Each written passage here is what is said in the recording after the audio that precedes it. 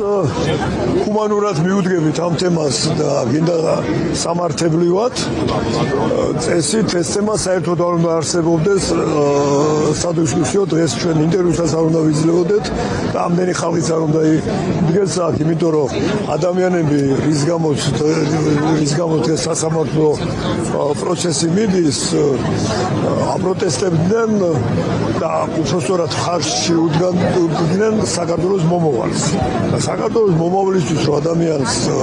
ასამართლებ თქვათ, რაც არ უნდა აგრესიული ფორმით გამოეხატა რომელიმე აზრი, მე ვფიქრობ ეს არის ჩემთვის მიუღებელია ყოველ შემთხვევაში და რაც შეეხება პროცესს ის მუხლი როცა ახლა მიყენებული აქვს ახალგაზრდა თაობებს ეს არ არის სასჯელი, ეს არის ადამიანის დაუმხვა. იმიტომ რომ ადამიანს რომელსაც 19-20 წლის ბავშვს მიუჟი 7-8 წელს იმის გამო რომ თვითონაც არის ის რატო უჟია და დარწმუნებულია თავის სიმართლეში ეს მე მგონი უფრო დიდი დანაშაულია.